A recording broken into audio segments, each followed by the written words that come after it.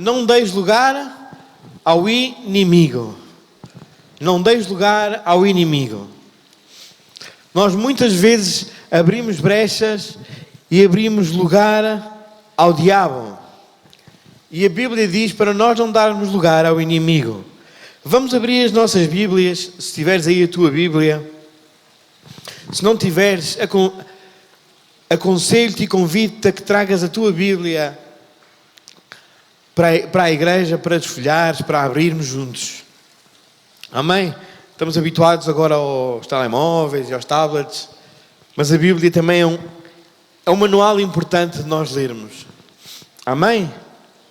Então, capítulo 4, versículo 25 de Efésios diz: portanto, cada um de vocês deve abandonar a mentira e falar a verdade ao seu próximo, pois todos nós somos membros de um mesmo corpo.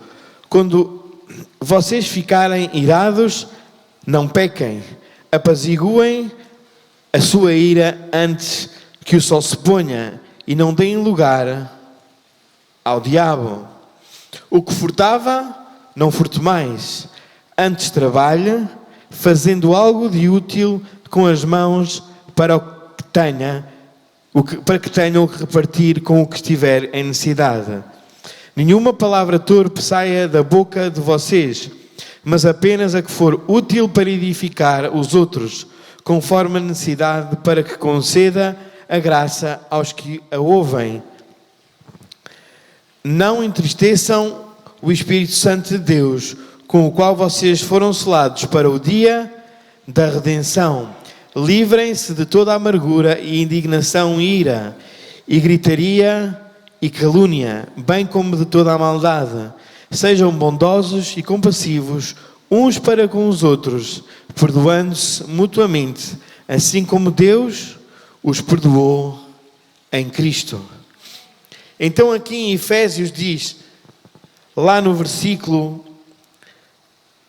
27, não deis lugar ao diabo.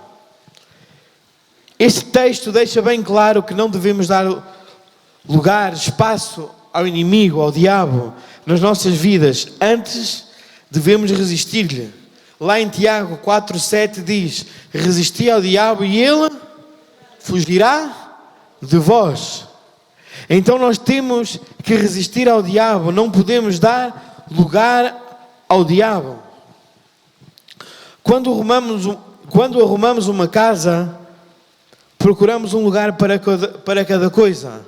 Procuramos um lugar para guardar os pratos, os lençóis, os talheres, os panos, a roupa, as joias, os relógios. Procuramos um lugar para guardar cada coisa.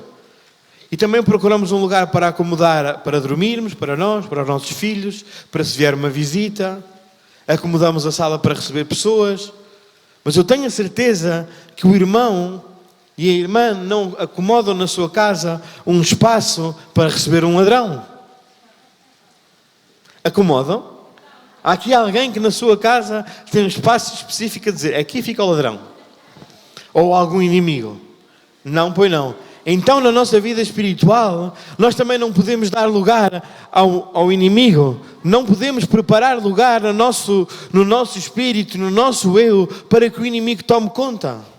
Porque o ladrão, quando vem, o ladrão é ladrão. O ladrão não vem para ficar só no cantinho que tu disseres: olha, é só esta área.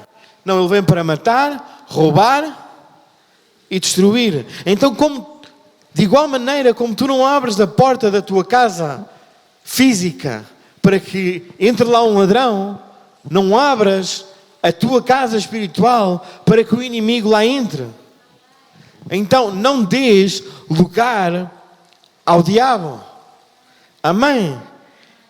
E então, onde é que é o lugar do diabo? Ele tem um lugar para ele. Deus destinou-lhe um lugar. E qual é que é o lugar dele?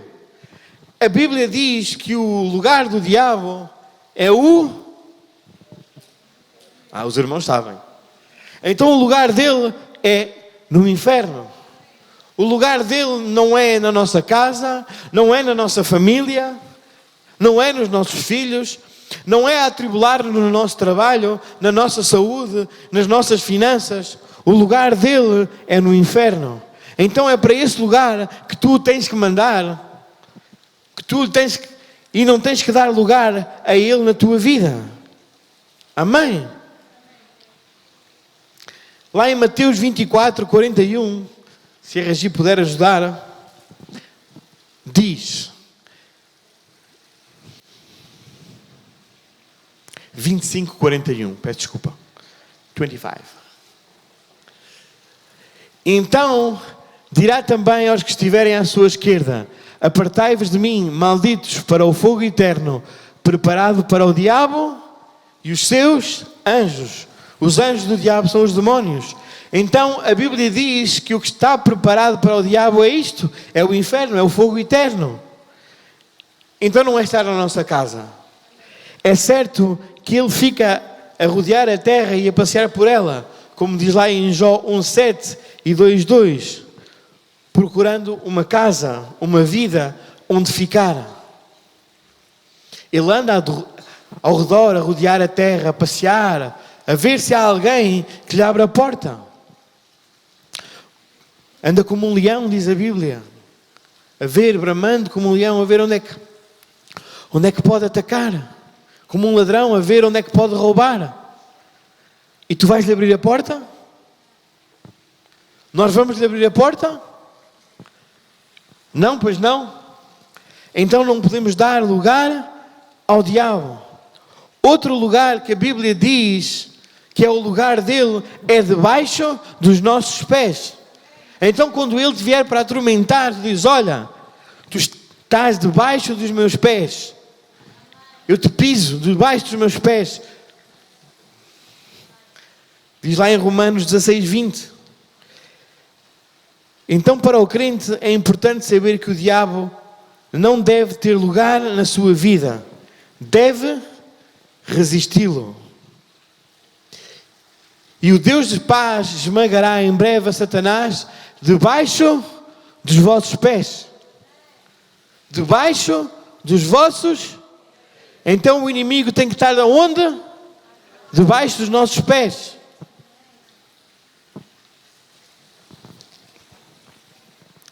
Por isso, nós precisamos de saber o que define um lugar apropriado para o diabo e tapar brechas nas nossas vidas. O que acontece às vezes é que há brechas na nossa vida. E onde há brecha, ele pode entrar. Irmãos, se este muro que está aqui à volta desta água tivesse uma pequena brecha, a água começaria a sair. Graças a Deus está bem feito e não vai sair água nenhuma dali. Mas quando o muro tem uma brecha, ele deixa passar os bichos, deixa passar a água, e aquela brecha vai abrindo, fazendo buraco, até que o muro por vezes cai. Como nós vimos nestas tempestades. Se a nossa vida tiver brecha, o inimigo vai entrando, vai abrindo o buraco, vai se expandindo, até que ele entra e consome toda a tua vida. Então nós nesta noite vamos ver as brechas que nós podemos ter e que temos que fechar na nossa vida. Amém? Segundo Efésios 4. Lá no versículo 25 diz: portanto, cada um de vós deve abandonar a mentira e falar a verdade ao seu próximo, pois todos somos membros de um mesmo corpo. Então a primeira brecha para a entrada do inimigo é uma vida de mentira.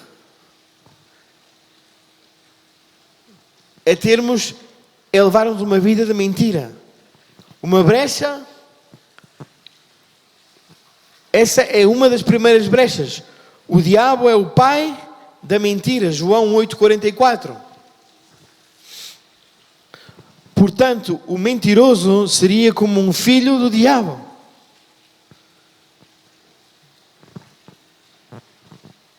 O mentiroso, não sei se vocês ouviram bem, O mentiroso seria como um filho do diabo. Por isso, uma pessoa que mente, se o diabo é o pai da mentira, uma pessoa que mente está-se a fazer seu filho. E nós somos filhos de Deus, filhos da luz, da verdade. Então o crente não pode viver da mentira. Irmão, não há a mentirinha pequena, a mentirinha branca. A Bíblia diz que seja o falar do crente sim, sim, não, não. Então não há essa coisa de mentirinha pequena e mentirinha branca. Mentira é mentira, não há pequena nem grande. Então nós temos que ser fiéis àquilo que dizemos. Temos que ser verdadeiros. Amém? Muitos crentes são iludidos por verdades distorcidas e enganos que se divulgam a cada dia pelo mundo. Neste tempo em que vivemos, somos muitas vezes enganados pelo que é falado na televisão, na internet. Irmão, é esses meios que o inimigo usa para te enganar. Não estou a dizer que tudo é mentira o que é falado nesses lugares, mas muita coisa é mentira. E nós temos que estar alerta para não nos deixarmos seduzir e enganar por essas mentiras. E por algumas pessoas também. Precisamos de nos firmar a cada dia mais na verdade libertadora da palavra de Deus. João 8:32. E conhecereis a verdade, e a verdade vos libertará. Então, irmão, a verdade é que te vai libertar. Tu dizes, mas é só uma mentira para não magoar. Às vezes, mais vale dizeres a verdade. Dizes, olha, desculpa, eu falhei. Eu falhei, errei e peço perdão. Porque a mentira branca ou a mentirinha pequena vai ser uma mentirinha pequena naquele momento. A seguir, a história vai se enrolar e tu vais ter que voltar a mentir porque deste o dito por não dito e para não te voltares a decepcionar a pessoa, porque a pessoa depois ainda vai ficar mais decepcionada porque tu mentiste e continuaste a mentir, então continuas a mentir e quando dás contas, mentiste. Então, vive da verdade, porque a verdade vai te libertar. Amém? Não vivas da mentira. Amém?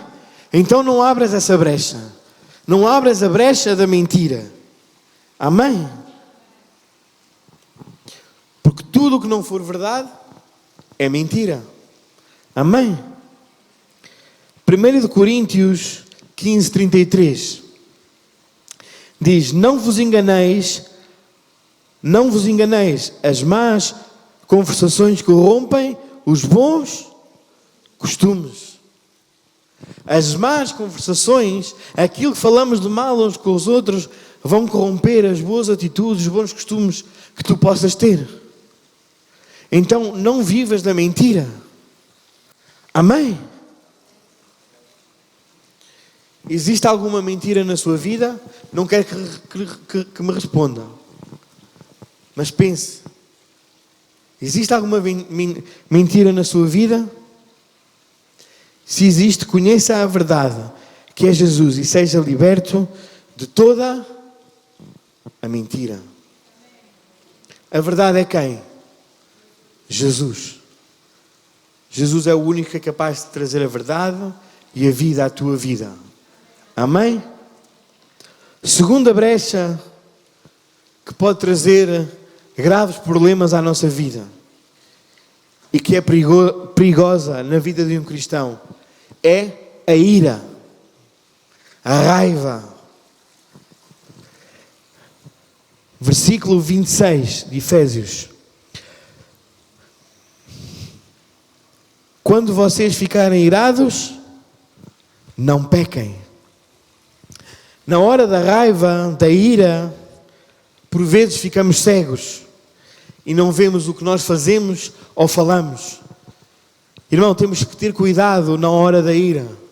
Porque às vezes na hora da ira, na hora complicada, dizemos coisas da boca para fora que não deveríamos dizer. Por isso a Bíblia diz: irai-vos e não pequeis. E depois continua: não se ponha o sol sobre a vossa ira. Então, irmão, se te zangastes com o teu marido, com a tua esposa, com o teu colega de trabalho, com o teu filho, ou com alguém que seja, com o teu próximo, não deixes que essa ira, essa raiva, transborde os dias, as semanas e os meses. Porque enquanto tu estás a carregar isso durante anos e meses, estás a carregar um fardo, um peso, e a brecha vai se abrindo. Porque a mágoa vai se expandindo, a amargura vai se expandindo no teu coração, vai criando raízes, e a coisa começa a ficar complicada. Então não deixes que a raiva, que a ira te leve a pecar. Porque quando a amargura começa a criar raízes, quando a coisa deixa de ser um dia, 2, já começamos a entrar em pecado. Porque depois começa a entrar a falta de perdão, que já vamos ver lá mais à frente. Então não deixes que a ira tome conta da tua vida. Às vezes, dá vontade.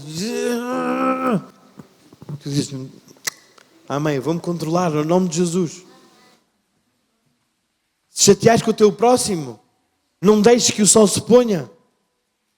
Não deixes passar para outro dia. Tenta resolver. Se ele não quiser resolver, ao menos tu tentaste. Já fica com ele.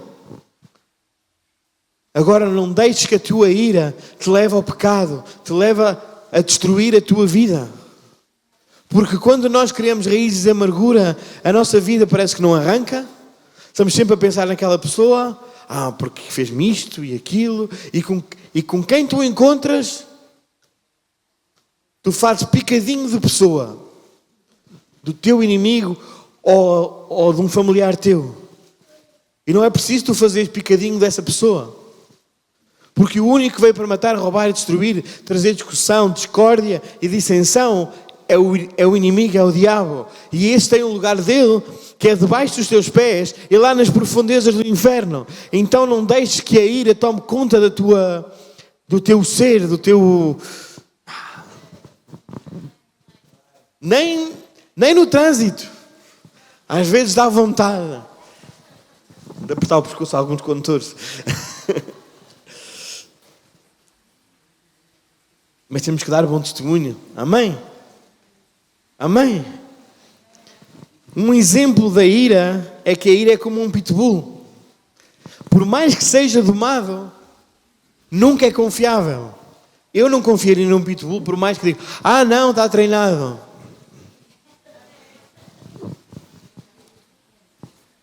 No dia em que ele se lembrar que é pitbull, ele morde e não larga. E existem pessoas que guardam pitbull no vosso coração. No seu coração. Que acham que domaram a ira, mas quando lhe pisam o calo, e aquilo fica ali uma situação complicada. Então, se essa é uma área da tua vida que tu sabes que é complicada, leva essa área aos pés da cruz. Diz: olha, Jesus, eu te entrego esta área. O meu caráter precisa de ser moldado. Vai ser difícil, vais ter que partir o vaso, vais ter que destruir e voltar a montar tudo. Mas eu quero ser restaurado, eu quero ser moldado, eu quero ter um caráter como o teu, manso, humilde. Amém? Que não se ira, que não fala mal. Amém? Benigno. Amém? Então não deixes que a ira te perturbe. Amém?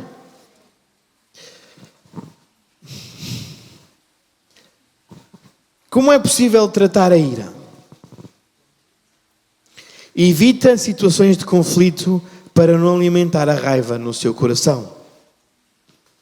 Se tu tens um problema de ira e sabes que te iras com facilidade, e lá no teu trabalho tu tens, ou lá na Sibéria, como costumamos dizer, tu tens uma pessoa que já sabes que a coisa vai descambar para a gritaria e vais-te irar, ou uma situação, tu afasta-te. Porque já sabes que tu és fraco nessa área. Então não te leves ao limite. Não vás ao limite.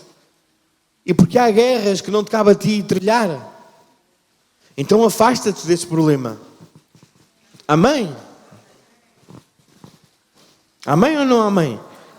Não, os irmãos vão-se lá pôr no meio da guerra, da discussão e... Não, estou a brincar. Precisamos de aprender com Jesus, que é manso e humilde de coração. Mateus 11, 28. E receber o fruto do Espírito Santo, que é também mansidão e domínio próprio. Gálatas 5, 23. Você tem guardado raiva no seu coração? Andas a acartar alguém nas tuas costas? Andas a acartar falta de perdão para com o teu próximo? Andas a acartar contenda um problema mal resolvido ou não resolvido com alguém? Não peço que levantes a mão. Porque todos nós podemos, às vezes, fraquejar nesses problemas. Mas é aí que nós precisamos de corrigir essa brecha. Tapar essa brecha. Ir lá, irmos a Deus e dizer, olha, Espírito Santo, dá-me domínio próprio. Dá-me mansidão. Capacita-me. E então essa brecha começa a fechar-se. Mas é preciso que tu queiras que ela se feche. Amém? Então abandona essa raiva e deixe Jesus o acalmar. Amém?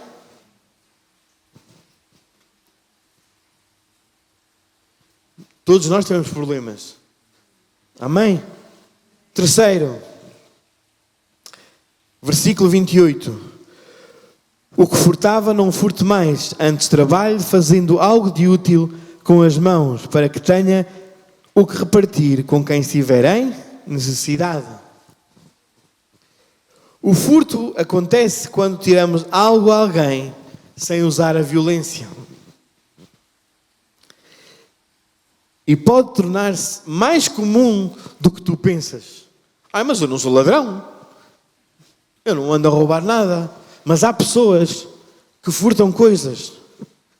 E tu dizes, furtam coisas? Como? Vão a uma loja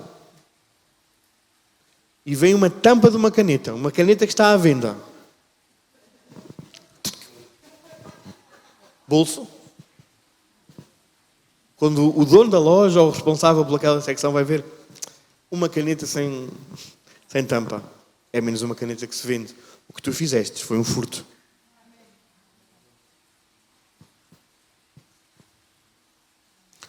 Ou estás em casa de alguém, vês uma coisa bonita lá em cima da mesa,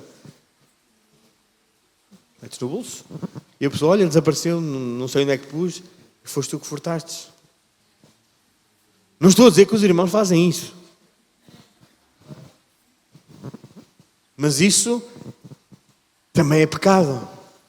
Tu dizes, mas ninguém vai dar conta por falta de uma tampinha numa caneta, ou... O supermercado é tão rico como uma caneta, por favor. Sim, mas está errado perante Deus. É errado. Porque é furto. Ou ires a um sítio e agora com as caixinhas automáticas passas só o que te dá jeito.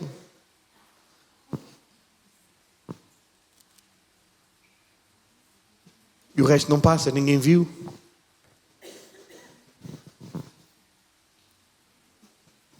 O crente não pode ser ladrão. Então nós não podemos furtar. Para não usar, não podemos roubar. Nada. Amém?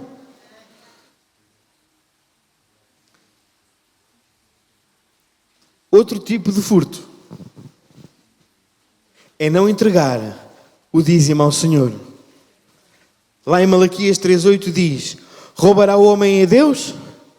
Todavia vós me roubais e dizeis: em que te roubamos? Nos dízimos e nas ofertas.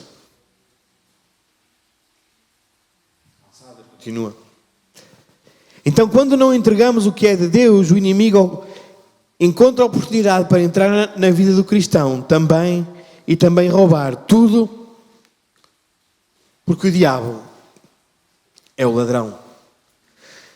Então, quando nós nos metemos nestes pequenos problemas também, e depois dizemos: a minha vida financeira não arranca, não acontece nada, estou sempre em problemas, sempre em dívidas. Será que estás a roubar alguém? Será que estás a roubar a Deus? Outro tipo de furto é não pagar os teus impostos, ou fugires a não pagar os impostos, arranjares alguma tramóia para não pagar os impostos. Irmão, isso também é roubo. Jesus disse: dai a César o que é de César, dai a Deus o que é de Deus. Então, se tu queres ter uma vida financeira próspera, tranquila e calma, dá a Deus o que é de Deus e dá a César o que é de César. Não fujas dos teus impostos para com os homens, mas também não fujas dos teus deveres para com Deus e para com o teu próximo. Porque às vezes nós dizemos: mas eu não roubo nenhuma tampa no supermercado, não roubo nem um morango, nem uma folha da maçã eu roubo. Uma folha de alface. Mas roubamos noutras coisas. Fugimos aos impostos, arranjamos maneira, não trazemos os nossos dízimos à casa do tesouro e depois queremos ser muito abençoados. E Deus diz: alguma área da tua vida não está bem. Tu dizes: mas eu até trago os dízimos à casa, à igreja. Mas estás a roubar no outro lado. Deus também não te pode abençoar. Deus não pode abençoar aquele que rouba. Amém? Tu dizes: mas eu dou os dízimos, eu sou fiel na igreja. És fiel na igreja, mas será que és fiel noutros lados? És fiel na caixa do teu trabalho? Ou a caixa do teu trabalho fica sempre com um cêntimo a menos e ninguém dá por nada?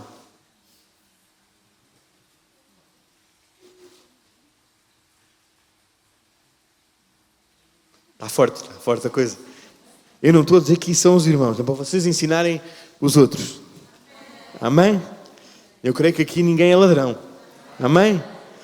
Mas isto são brechas que deixam o inimigo entrar na nossa vida, que trazem consequências à nossa vida. Amém? Outro tipo de furto: recebes algo emprestado e não devolves. Não estás a ser fiel para com essa pessoa. Se tu pedes algo emprestado e nunca mais devolves, de maneira... Não estou a dizer que te possa... Às vezes podemos nos esquecer. E outra vez: olha, emprestaste, eu esqueci mesmo de devolver. Mas de maneira... com consciência, emprestam-te e tu dizes: olha bem, eu tinha que devolver esta data, mas deixa passar. Mas dava-me jeito até ficar. E vais ficando. E outra pessoa, talvez por vergonha, diga: eu até precisava daquilo que emprestei. Mas ele nunca mais devolve. Isso também não está correto diante do teu próximo, diante de Deus. Se tomaste emprestado, devolve. Se tiveste que pedir dinheiro emprestado, assim que possas, devolve. Porque a confiança que os outros têm vai aumentar. Porque se tu és uma pessoa fiel, o outro vai dizer assim: com esta pessoa eu estou descansado, eu posso lhe emprestar, que eu sei que ele vai devolver assim que possa. Isso acontece com tudo. Se pedes dinheiro emprestado ao banco, tu tens que devolver esse dinheiro. Amém? O crente tem que fazer as coisas corretas. Amém? Pergunta: você furtou alguma coisa de alguém ou até de Deus? Não responda. Devolva tudo o que não é seu. para Deus lhe dar o que lhe pertence. Amém? Quarta brecha, a língua. A nossa língua pode abrir brechas gigantes. Versículo 29 diz: nenhuma palavra torpe saia da boca de vocês, mas apenas a que for útil para edificar os outros, conforme a necessidade, para que conceda graça aos que a ouvem. Então, a língua é outra brecha que se abre muitas vezes para que Satanás entre nas nossas vidas e destrua a nossa vida e destrua famílias. Muitas vezes nós com a nossa língua destruímos relacionamentos, destruímos negócios, destruímos entidade de pessoas, destruímos a imagem de pessoas. E lá Tiago, o apóstolo Tiago, no capítulo 3, versículo 8, diz que a língua, porém, nenhum dos homens é capaz de domar. É mal incontido, carregado de veneno mortífero. Irmão, não sou eu que digo, é o apóstolo Tiago. E esta versão até diz cheio de peçonha mortal. Então a nossa língua tem o poder para destruir. As nossas palavras têm poder para destruir, mas também têm poder para dar vida. Também têm poder para afirmar. Então cuidado como tu usas a tua língua, porque a tua língua pode trazer maldição à tua vida ou trazer bênção. Porque quando tu abres a tua boca para falar mal do outro, do teu próximo, tu estás a falar mal do teu próximo e a trazer maldição à tua vida. Porque quando tu agarras na lama para atirar ao outro, primeiro sujaste a ti. Então quando tu abres a tua boca para destruir a vida do outro, também estás a destruir a tua. Por isso o apóstolo Tiago diz que a nossa língua está carregada de veneno mortífero. Porque pode destruir, pode matar. Não estou a dizer que a tua língua vai matar alguém, mas pode destruir os sonhos de alguém, pode destruir a família de alguém, o relacionamento de alguém. Então o crente deve domar a sua língua. O crente tem que guardar a sua língua. Tiago 1,26 diz: se alguém supõe ser religioso, deixando de refrear a língua, antes enganando o próprio coração, a sua religião é vã. Então, se tu não refrias a tua língua, o que tu fazes é vão. Por isso, devemos fazer como o versículo nos ensina: falar somente o suficiente e que edifica as pessoas. A nossa língua, a nossa boca tem que estar cheia de palavras santas, puras. Como diz lá em Efésios 4:29, que diz: nenhuma palavra torpe saia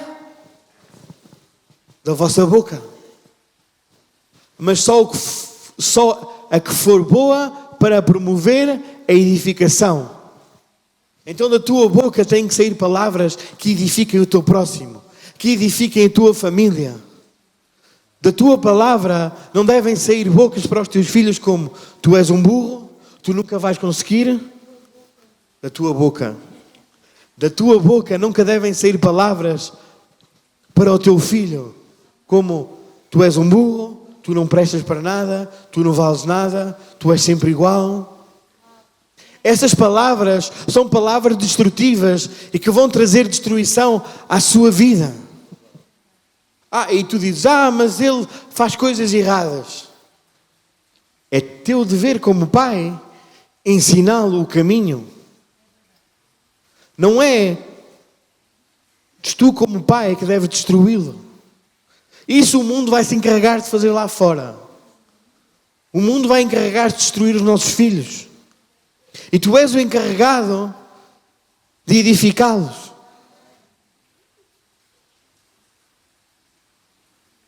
Tu és o encarregado, no teu lugar de trabalho, edificares um bom ambiente, uma boa atmosfera.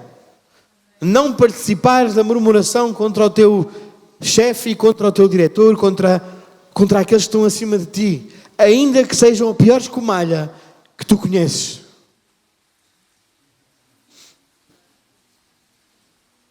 Tu não deves alimentar murmurações. Se estão a fazer alguma coisa mal, tu sabes o caminho correto para ir tratar desses assuntos, certos? Há mecanismos legais, há saís da empresa, ires arranjar outro trabalho. Não alimentar murmurações. Não, é ir direto ao assunto. Se tens um problema com alguém, ser direto com essa pessoa. Diz, olha, tu estás a errar comigo. Isto não está certo. Ainda que possas vir a ter problemas. Mas ser sincero com o teu próximo. Da nossa língua deve sair palavras boas. Palavras que edificam. Porque quando nós estamos nos nossos locais de trabalho e nós trazemos outro tipo de linguagem, os outros vão ver a nossa diferença, que nós somos diferentes, que nós falamos de outra maneira e que nós trazemos soluções e não problemas. Amém? Se tu o promotor de soluções e não o promotor de problemas. Amém? Lá em casa, não amaldiçoes a tua família. Não trates mal a tua esposa.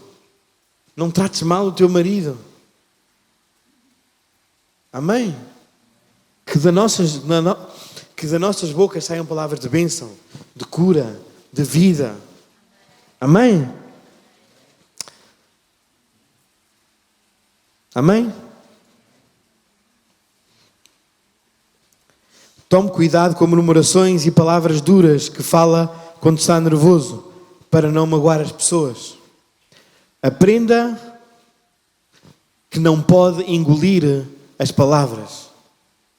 As palavras que tu disseres, não as podes voltar a engolir. Quando elas saem da tua boca, elas provocam algo. Quando tu abres a tua boca, as palavras que saem transformam o ambiente. Quando tu falas, a maneira como tu falas transforma o ambiente. E isso está estudado. Está estudado que o som,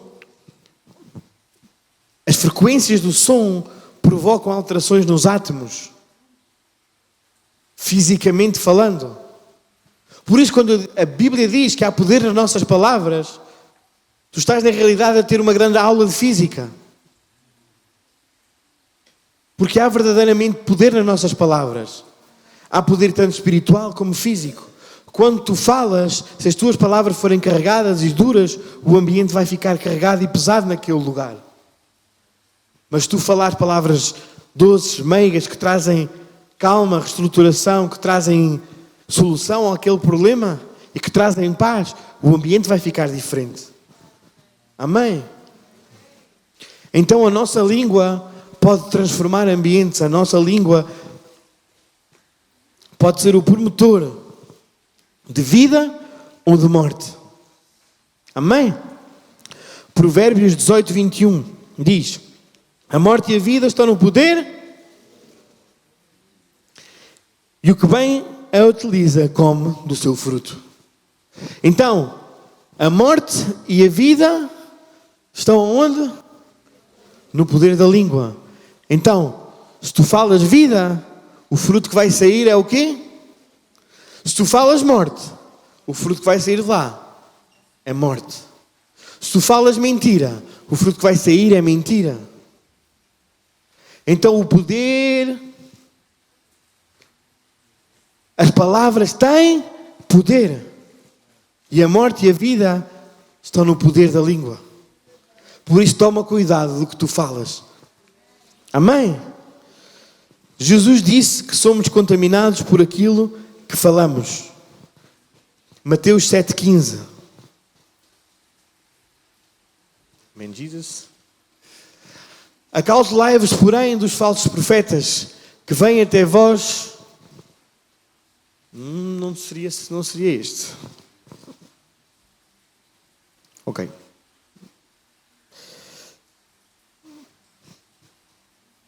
Não é este.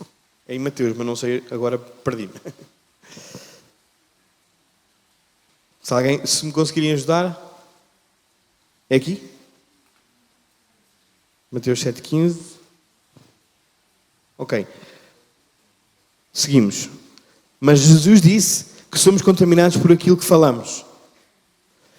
Por isso, precisamos orar as palavras do salmista. Salmo 141, 3. Põe guarda, Senhor, à minha boca, vigia à porta dos meus lábios. Então, nós temos que guardar a porta dos nossos lábios. Temos que guardar a nossa boca. Amém? Porque aquilo que nós falamos é aquilo que nós vamos colher. Amém? Você tem dificuldade em segurar a língua?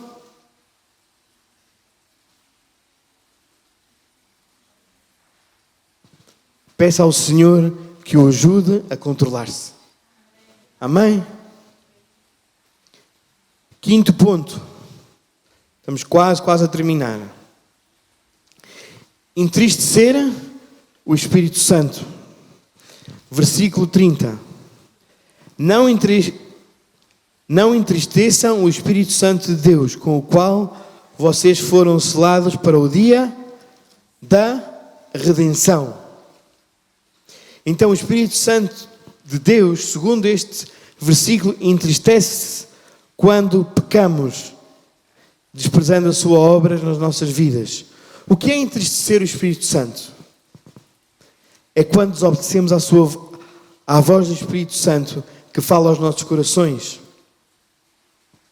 Isaías 30, 22. Diz: e terás por contaminadas as coberturas das tuas esculturas de prata e a cobertura das tuas esculturas fundidas de ouro, e as lançarás fora como um pano imundo, e dirás a cada uma delas: fora daqui. Ou não nos arrependemos dos pecados que o Espírito Santo tenta nos mostrar, quando não oramos e não buscamos a palavra de Deus. Exemplos bíblicos de pessoas que entristecem o Espírito Santo foram, por exemplo, Sansão, que quebrou o seu pacto com Deus ao brincar com o pecado. Sansão quebrou o seu pacto com Deus. Deus tinha feito um pacto com ele de não cortar o seu cabelo, de não se envolver com os filisteus. Pois ele decidiu várias vezes envolver-se com filisteias. E foi aí que ele caiu. Envolveu-se com Dalila. E Dalila levou-o a descobrir qual é que era o seu voto com Deus. E rapou-lhe o cabelo. E por aí veio a sua morte. Porquê? Ele andou a brincar com o pecado diversas vezes. E chegou uma altura que a proteção, a cobertura que ele tinha do Espírito Santo saiu da sua vida. Amém? Outro exemplo que podemos ver de alguém que também entristeceu o Espírito Santo é Ananias e Safira, que acharam que poderiam enganar a todos, inclusive o Espírito de Deus. Ananias e Safira disseram, naquele tempo,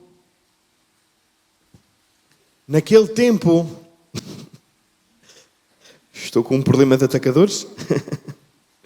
Naquele tempo, a igreja vivia em que dava ofertas, ofereciam terrenos, ofereciam coisas à igreja, traziam para os apóstolos. E Ananias e Safira venderam uma propriedade e disseram no seu coração que iam entregar parte, não todo, aos pés dos apóstolos. Mas vieram e disseram: olha, está aqui tudo. Isto é tudo. Mas estavam a mentir. Estavam a mentir perante Deus e perante o Espírito Santo.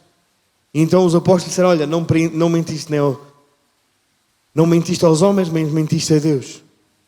E morreram os dois ali, porque primeiro chegou um e disse a mesma mentira, não ouviu o que o outro tinha dito e voltou a repetir a mesma mentira, e morreram os dois. Porquê? Porque entristeceram o Espírito Santo. Amém? Porque não mentiram aos homens, mas mentiram a Deus. Então, o que alegra o Espírito Santo? Alegra-se com a nossa fé, quando vidas se convertem, com a santificação e com a doação generosa. O Espírito Santo fica alegre quando nós andamos na fé, quando nós andamos em santidade, quando nós andamos a evangelizar e trazemos vidas à salvação. Amém? E quando fazemos doações generosas, quando ajudamos o nosso próximo. Como nós fizemos agora, quando houve estas tempestades lá na zona de Leiria, os irmãos uniram-se, reunimos algo e fomos e demos a essas pessoas. Ajudamos o próximo. Isso alegra o Espírito Santo. Amém? Então nós não podemos entristecer o Espírito Santo com a mentira, com a murmuração. Amém? Pergunta: tu tens entristecido o Espírito Santo de Deus? Busca fazer a vontade de Deus e estar a alegrar o Espírito Santo. Amém? Sexto e penúltimo. Maldade, versículo 31. Diz: livrem-se de toda a amargura, indignação, ira e gritaria e calúnia, bem como de toda a maldade. Este versículo traz uma lista de coisas maldosas, como a amargura, que se enraiza no nosso coração e contamina o nosso coração. A cólera, que é uma raiva descontrolada. A ira, a gritaria ou discussões em tom alto. Blasfémias, que são palavras mentirosas contra o próprio Deus. E depois diz: e bem assim toda a malícia, que é ter um coração maldoso, desconfiado e com pensamentos maus. Deus não quer que nenhum destes sentimentos e comportamentos nas nossas vidas. Deus não quer que nós tenhamos isto nas nossas vidas. Deus não quer que nós tenhamos um coração maldoso, um coração que pensa enganoso, que está sempre a duvidar do próximo. Não estejas sempre a duvidar do teu próximo. Amém? Deus quer que nós tenhamos um coração bom, puro. Mas o inimigo luta para colocar a maldade nos nossos corações. Sempre vai trazer alguém para te dizer: olha, aquela pessoa, tens que duvidar dela. Porque eu ouvi aí umas coisas. Nem sabe bem de onde é que elas vieram. Mas ouviu. E isso vai injetar veneno no teu coração contra o teu próximo. Vai-te levar a pensar mal. A irar-te. A gritares. E o inimigo também vai e traz dúvidas contra Deus. E se nós demos lugar, começamos a blasfemar de Deus. E isso entristece o Espírito Santo. E abre brecha na nossa vida para que o inimigo entre. E em vez de ele estar debaixo dos nossos pés, passa a estar bem dentro de nós. Amém? Então é preciso ter cuidado com pessoas maliciosas que às vezes dizem que querem abrir os nossos olhos contra outras pessoas, mas estão só a plantar o mal na tua vida. e no teu coração. Foi isso que a serpente fez com Eva e Adão. A serpente, Satanás, foi falando, foi lançando pensamentos a Eva, foi falando com ela, Eva foi dando lugar a esses pensamentos, foi deixando, e quando chegou a hora, a serpente lançou o seu veneno final e convenceu Eva a comer do fruto que Deus tinha dito para não comerem. Então a Bíblia ensina que Deus abomina a maldade e faz uma lista de 6 coisas que aborrecem o Senhor. E a 7ª, a sua alma abomina. Provérbios 6, 16 a 19. Olhos altivos, língua mentirosa, mãos que derramam sangue inocente, coração que maquina pensamentos viciosos, pés que se apressam a correr para o mal, testemunha falsa que profere mentiras, o que semeia contenda entre os irmãos. Quem é que semeia contenda entre os irmãos? É o inimigo.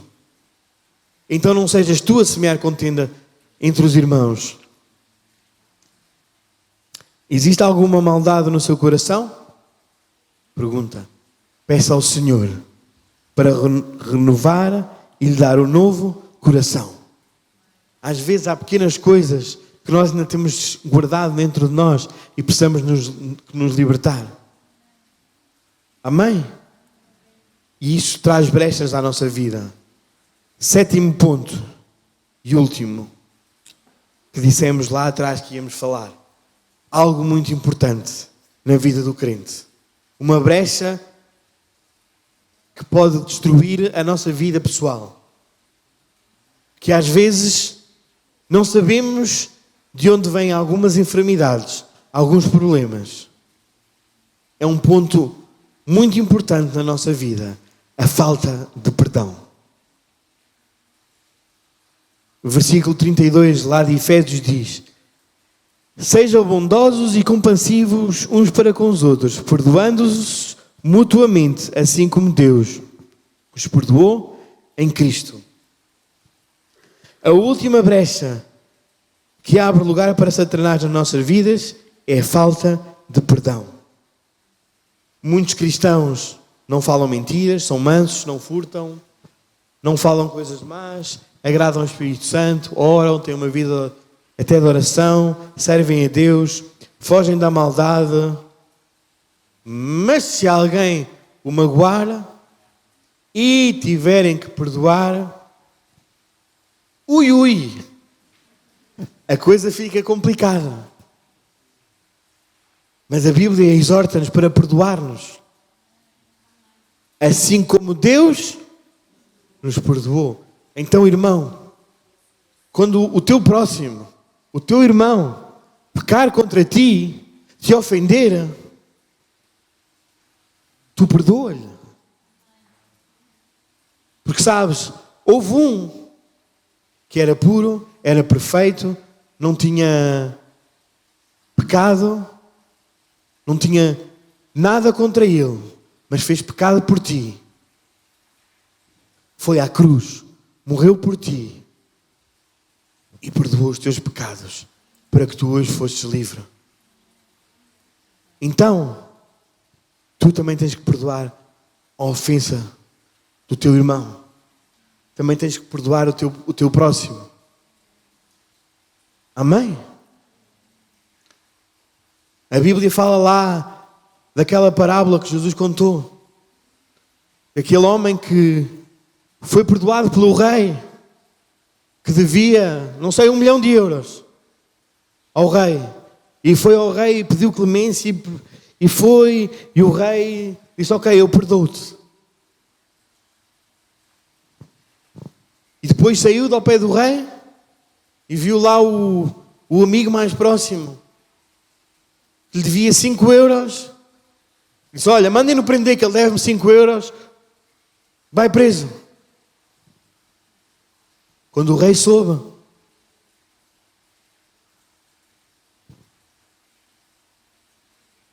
chamou-o de volta e prendeu a ele. E disse: olha, vai para o lugar onde há trevas e ranger dentes. Porque o dever do crente é perdoar. Se Cristo, nosso Rei, nos perdoa as nossas faltas e pecados, porque, irmãos, todos nós éramos pecadores. E alguns aqui dizem, mas eu nasci na igreja. Quase que nascia na igreja. Irmão, todos nós somos pecadores e estávamos destituídos da presença de Deus. Então todos nós precisamos do perdão de Cristo. Todos nós precisamos de aceitar o sacrifício de Cristo. Então quem somos nós para não perdoar o nosso irmão? Às vezes pode ser difícil, complicado. Vai-nos obrigar a vergar. Mas quando tu libertas o teu perdão, tu vais sentir-te livre. Vais sentir paz. Tu dizes, mas fizeram-me tão mal. Traíram-me. Vexaram-me. Jesus também foi traído. Também foi vexado. Também foi chicoteado. Cuspido. E mesmo assim Ele perdoou. Para que tu tivesses vida. E vida eterna. E paz. E saúde. E para que um dia pudesses viver com Ele eternamente. Amém?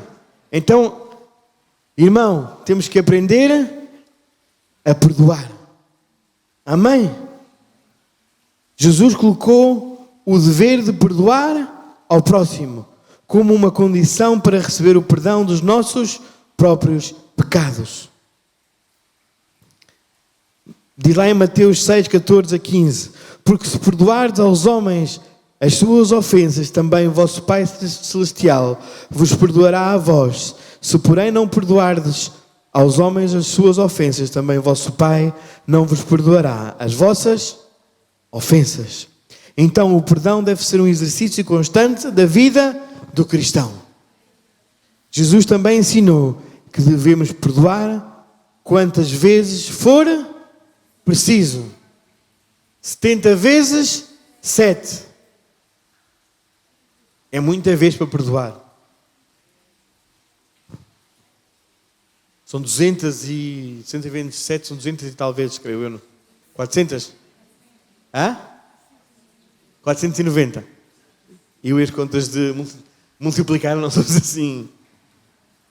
Mas o que Jesus estava a dizer com 70 vezes 7 não eram que eram só 490 e tal vezes. É que devemos perdoar sempre. As vezes que forem necessárias. Libertar o nosso perdão. Amém? Por mais difícil que seja. Amém? Então, não permitas que Satanás entre na tua vida pela falta de perdão. Quando tu não perdoas alguém, é como se estivesses algemado a ela. Mas ao libertares o teu perdão, soltas. É como se andasses a arrastar. Como se ela estivesse agarrada a ti, e tu andas, e tu caminhas, mas arrastas essa pessoa atrás de ti. Não é que a pessoa anda arrastada atrás de ti, mas esse peso, essa carga, essa culpa. Tu dizes, mas eu não fiz nada de mal. É ela que me devia pedir perdão. Perdoa tu. Às vezes, há vezes que é melhor sermos nós a perdoar. Perdoamos e libertamos o perdão. E acabou. O assunto é encerrado. Quando a pessoa volta para vir-te martelar com o assunto, olha, o assunto está encerrado. Caso encerrado. Encerra tu o assunto. Não dês lugar ao diabo. Não dês lugar à contenda. Amém? Amém? O inimigo ganha vantagem cada vez que consegue usar um crente para ofender outro, quando um cristão não perdoa ao seu irmão. O grupo pode ir subindo. Por isso, assim, tem liberdade de entrar na tua vida e encontrar lugar para lhe roubar as bênçãos da comunhão. Não deixes que o inimigo te roube as bênçãos. Amém? Existe aqui alguém que precisa libertar o perdão? Perdoe quem o ofendeu e não deixe brecha para Satanás na sua vida. Não dê lugar ao diabo. Não abra brecha na sua vida. Estas práticas são brechas que Satanás procura para entrar na vida de um cristão. Precisamos vigiar para não dar lugar ao diabo. Então, irmão, não dê lugar ao diabo lá na sua casa. Tal como você não dá lugar ao ladrão na sua casa, não abra brecha para dar lugar ao diabo na sua vida espiritual. Não viva da mentira, não viva da falta de perdão. Não viva de estar a entristecer o Espírito Santo constantemente com os seus pecados. Não viva da murmuração. Não viva roubando. Temos que viver uma vida de perdão, perdoando o nosso próximo e sem abrir brecha para que o diabo entre na nossa vida. Porque às vezes não sabemos o que está a acontecer connosco. Às vezes parece que a vida não arranca. E na verdade somos nós que abrimos brechas ao inimigo. Amém?